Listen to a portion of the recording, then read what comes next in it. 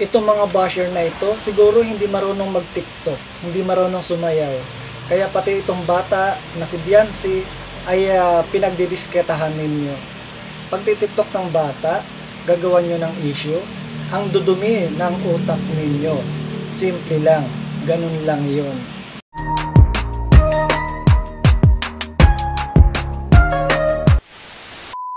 Hello guys! Welcome back to my YouTube channel. Panibagong araw at panibagong reaction commentary video na naman ang ating gagawin.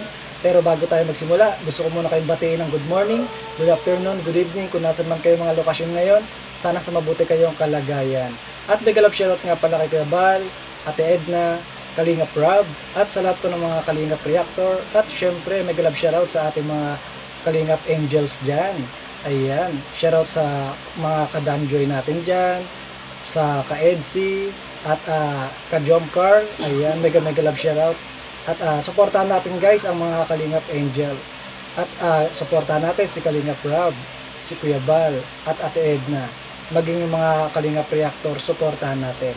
So guys, pag-usapan natin itong issue na ito patungkol kay Biancy na pagtitiktok lang ay ginagawan pa ng issue. At nakakainis nga lang gawa ng itong mga basher na ito ay ginawa ng issue yung TikTok video ni Biancy na yung napanood ko ay wala naman masama. Ang ganda nga ng pagtitiktok ni Biancy, ang cute niya nga at lalo pa siyang gumaganda. At matagal na nga yun yung video na yun at makalipas ng isang buwan na yun. Then yung mga nagko-comment sa video ni Biancy sa TikTok ay mukhang madudumi ang mga utak nila, mga kaisipan nila, at mukhang mga naiinggit dahil hindi marunong sila sumayaw. Kaya yung bata ang pinag-iinteresan nila. So sa mga basher ay wag maging mapanira, wag mapanghusga, mapanglait, at mapaggawaan ng kwento. Dahil wala namang ginagawa yung bata sa inyo. Stress reliever niya lang yung pagtitiktok. Wala naman masama sa video na yon. At ang masama ay yung mga utak talangka ninyo, yung mga utak nyo na andudumi. Kapag marumi talaga ang utak, marumi din ang lumalabas sa bibig at marumi din ang mga nakikita ng mga mata. So, itong mga basher na ito, sobrang inggit nyo kay Biancy. Bakit? Dahil ba maraming nagmamahal kay Biancy, million views, at maraming nag-i-sponsor sa kanya, kaya ninyo kinaiinggitan. So manahimik na lang kayo, kasi wala namang ginagawa sa inyo yung bata. Nagsasayaw lang, edi magsayaw din kayo. Palibasa kasi naiinggit kayo dahil hindi kayo marunong sumayaw. Ganun lang yon.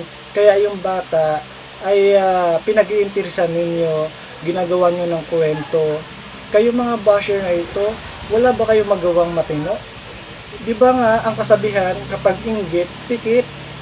Nagsasayaw lang yung bata. At saka yung patungkol kay Kalingap Rob, mas nauna pa nga yung TikTok video ni Biancy bago yung video ni Kalingap Rob na nagpapayo sa mga Kalingap Angel na wag masyadong para TikTok. So yung pagpapayo ni Kalingap Rob, naintindihan yun ni Biancy at alam naman ni Biancy yung ginagawa niya. At alam niya rin yung mga rules sa Kalingap. So, wala namang masama sa ginawa ni Biancy. Ang masama lang yung mga basher dahil gumagawa ng issue, ginagawa ng issue yung pagsasayaw ni Biancy.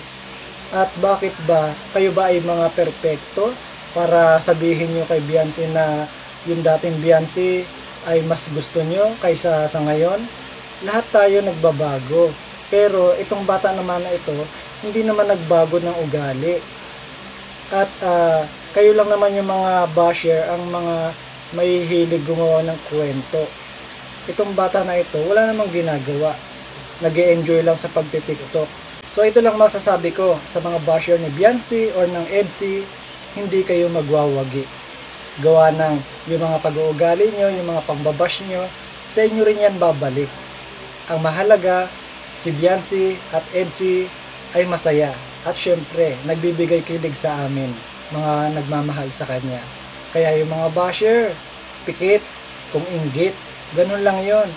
Kung ayaw nyo yung TikTok ni Beyonce, di mag-TikTok kayo, palibasa kasi hindi kayo marunong sumayaw. Ganun lang yon. So ayun lang guys ang aking reaction video for today at maraming salamat sa mga nanood at maraming salamat sa mga nag-subscribe. So magkita-kita ulit tayo sa next kong video. Again, suportahan natin Kalingap Rob, Kuya Bal, Ate Edna at lahat ng mga Kalingap Reactor. At syempre, suportahan natin ang mga Kalingap Angels. So yun lang guys, maraming salamat. God bless.